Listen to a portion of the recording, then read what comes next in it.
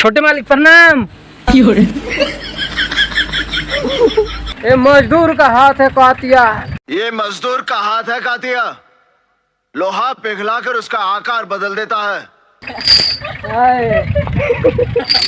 लाइक subscribe बेल लाइक दो। JCB से कर दी जवानी जेसीबी से कर दी जवानी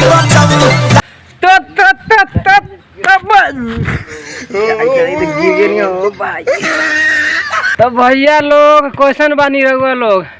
हमार नाम नितेश हवा। हम बनिया बिहार पूर्वी चंपारण से। अभी भैया हम बनिया तमिलनाडु में भैया इधर हम छोटे मालिक प्रणाम। छोटे मालिक बड़े मालिक ये सब मालिक के दोनों बउआ हवा सा। हमरो का ना खेलबा हमनी नु हम बनिया भैया तमिलनाडु में मेहनत मजदूरी मेहनत मजदूरी करे नी। देख सकता भैया लोग है ये ईटा ढोए नी, देख सकता लोगन। भैया आजू नु ना कमैनी हमनी काहे कि मिक्सर में छेद हो गया हुआ। तनी सही दिखाए तनी रउआ लोगन के जय जय जय जय जय जय है नहीं। मिक्सर में देखा भैया लोगन है मिक्सर में नु छेद हो गया हुआ। काम ज़्यादा ना भेल तनी सनी काम भेल तो बोले मामला गड़बड़ा गल तो वह तो जेसीबी आयल हुआ है। तो देख लो भैया लोगन तो मिक्सचर पूरा निकला के हो गाड़ी लागल हुआ, गाड़ी पर लदा के जतवा बहुत दूर तो 2-3 दिन बाद बन के अतवा तो 2-3 दिन बाद हमनी के 2-3 दिन तक छूटिए रहता हुआ ना है। जेसीबी से मिक्सचर के जवानी कोड़ाई, जेसीबी से कर दी जवानी जेसीबी से कर दी जवानी अरे नाचो नाचो छोटे मालिक। अब भैया लोगन है हवा हमार मालिक के छोटका बेटा। छोटे मालिक प्रणाम।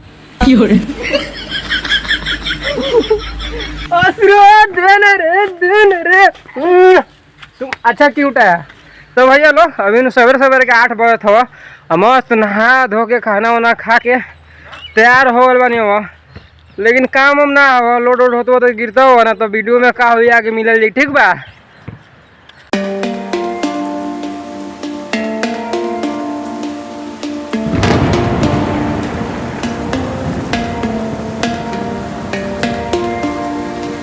तो भैया होने से नु मिक्सचर निकला गेलवा हेने देखी भैया हेने काती भैया मिक्सचर गाड़ी पला दा गेलवा। अब जतवा भारी हो लोहे का हाथ है कातिया। हे प्रभु हे हरि राम। ये मजदूर का हाथ है कातिया। ये मजदूर का हाथ है कातिया, लोहा पिघलाकर उसका आकार बदल देता है।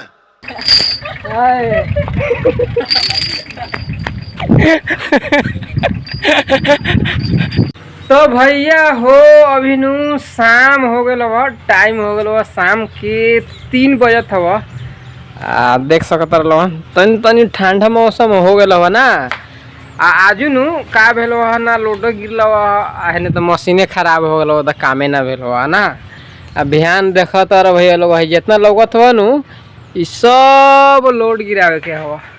तो अभी नु कोनो काम ना हो, अभी खाना खानी हो सकरा चाहे रात के खबो सुत पवा आरामे हवा है न। बढ़ल भाई छोटे मालिक प्रणाम मालिक। बोलो ई हवा न हमारा मालिक के छोटका बउआ यानी कि हमार छोटे मालिक। तू हिंदी अच्छा बात करता हाँ? इधर बोलो लाइक वीडियो लाइक कमेंट शेयर सब्सक्राइब नहीं बोलता। बहुत अच्छा हिंदी बोलेला लेकिन अभी वीडियो में ला जाता ना लाज लगाता। नेक्स्ट टाइम बोलता ला जाता। भात खैला राजा बाबू। तो भैया नु अभी नु हम का करतनी नु वीडियो को इनमें समाप्त कर का आजू रलवा हमार चैलेंज के 18वां कि 19वां, हाँ 19वां दिन हवा आजू। आ हम नु कहले बनी और डोला 100 दिन में 100 गो वीडियो के बनावे के चैलेंज, तो हमारा जो 19वां दिन के चैलेंज भेल वो पूरा। आ है बोलत ना हुआ वीडियो में, बोलने हवा आधा अधूरा मालिक। तो मिले भी अगला वीडियो में। जय हिंद, जय भारत, हर हर महादेव। लाइक सब्सक्राइब बेल आइकन दो। गली गली तेरी लाल चली जियो रे बाहुबली प्राणों से